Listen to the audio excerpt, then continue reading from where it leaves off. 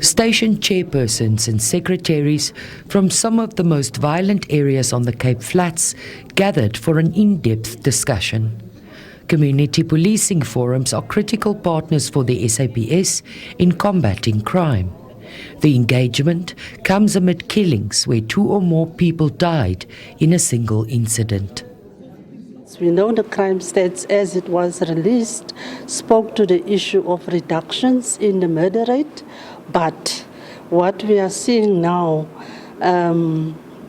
is a flare-up.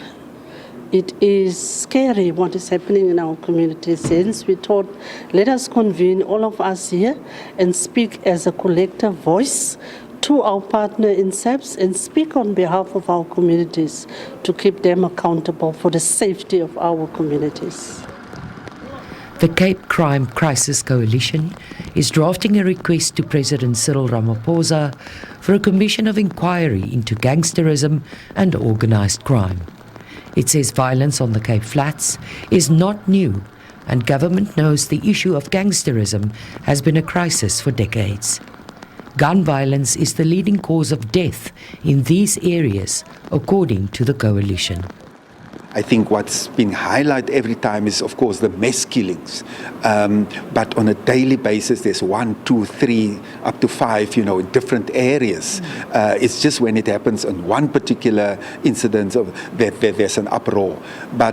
And I think that is what is really the frustration and the cry from people to say, please do more. So if people, for example, call for the army, we know that's not the solution.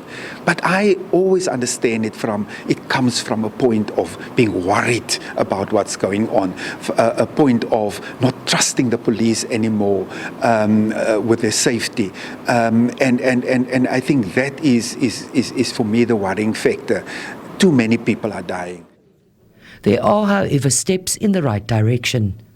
The Department of Community Safety has given a presentation to stakeholders on a draft gang intervention plan.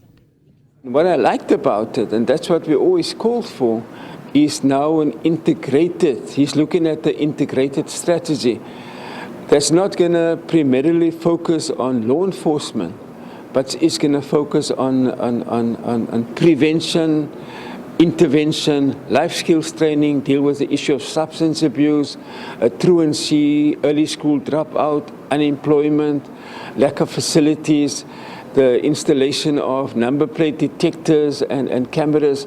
So hopefully we'll come up with a very holistic plan.